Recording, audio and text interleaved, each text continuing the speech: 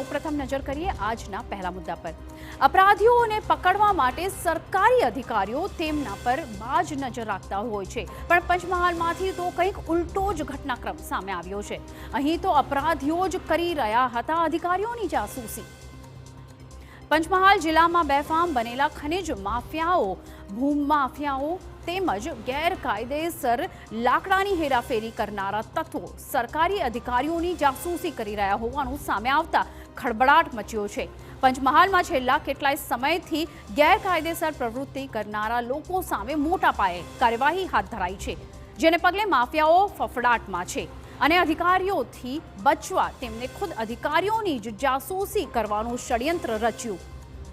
પોતે પકડાઈ ન જાય અને તેમના ગોરખ ધંધા બે રોકટોક ચાલતા રહે તે માટે આવા માફિયાઓ સોશિયલ મીડિયામાં એક ગ્રુપ બનાવે છે અને તેમાં અધિકારીઓની તમામ માહિતી શેર કરવામાં આવે છે। ફરિયાદના આધારે આ મુદ્દે હાલ 5 ઇસમોની ધરપકડ કરવામાં આવી છે। ગોધરા પ્રાંત અધિકારીઓએ એક, જિલ્લા પુરવઠા અધિકારીએ એક અને જિલ્લા એલસીબી પોલીસે 3 ઇસમોની અટકાયત કરી છે। આમ કુલ 5 ઇસમોને ઝડપી પાડવામાં આવ્યા છે, તેમના ફોન કબજે કરાયા છે અને પોલીસે કાયદેસરની કાર્યવાહી હાથ ધરી છે।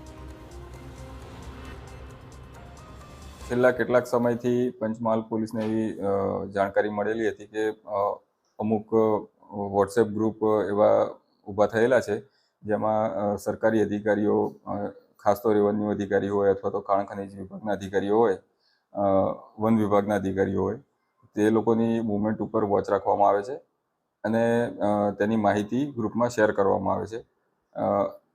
આ માહિતીના આધારે પંચમહાલ એલસીબી પોલીસે કાલે 3 ઈસમોની 5 મોબાઈલ સાથે અટકાયત કરેલી છે। તેમની પાસેથી જે 5 મોબાઈલ મળેલા છે તેની તપાસ ચાલુ છે અને ગ્રુપમાં બીજા જે અન્ય સભ્યો છે તેમની પણ પૂછપરછની કાર્યવાહી ચાલુ છે। આખરે શું હતી આરોપીઓની મોડસ ઓપરેન્ડી અને કેવી રીતે કરવામાં આવતી હતી અધિકારીઓની જાસૂસી તે સમજીએ। અધિકારીઓ પર નજર રાખવા આરોપીઓએ વોટ્સએપમાં અલગ અલગ નામે ગ્રુપ બનાવ્યા હતા। ગેરકાયદેસર પ્રવૃત્તિ કરનારા લોકો આ ગ્રુપમાં સામેલ હતા। માહિતીની આપ-લે માટે ચોક્કસ સ્થળો પર કેટલાક શખ્સોને ઊભા રખાયા હતા। માફિયાઓના આ જાસૂસ અધિકારીની એક ગતિવિધિ પર નજર રાખતા હતા। અધિકારી ક્યાં જાય છે, કોને મળે છે તે વિગત ગ્રુપમાં શેર કરવામાં આવતી હતી। અધિકારીના વાહનોના નંબર અને કરંટ લોકેશન પણ ગ્રુપમાં નાખવામાં આવતા હતા। ગ્રુપમાં ફોટો અને ઓડિયો ક્લિપ શેર કરવામાં આવતી હોવાનો પણ ખુલાસો સામે થયો છે।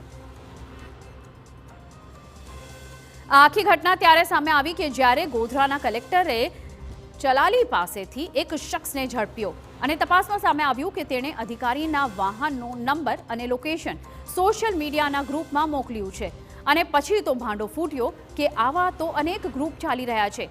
અટકાયત કરાયેલી એક વ્યક્તિના મોબાઈલમાંથી તો આવા 10 ગ્રુપ મળી આવ્યા છે, ત્યારે આવા ઇસમો સામે કડક કાર્યવાહીની ખાતરી અપાઈ રહી છે।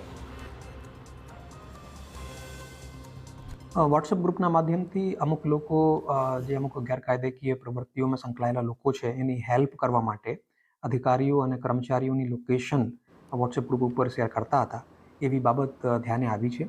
એ 5 કે 6 જેટલા વોટ્સએપ ગ્રુપ્સ છે જે હાલ કાર્યરત છે એવું જાણવા પણ મળ્યું છે। એ કામગીરીમાં જે લોકો જે સરકારી કામગીરીમાં વિક્ષેપ ઊભો કરતા હતા એ લોકો સામે કાયદાકીય રીતે કાર્યવાહી હાથ ધરવામાં આવશે।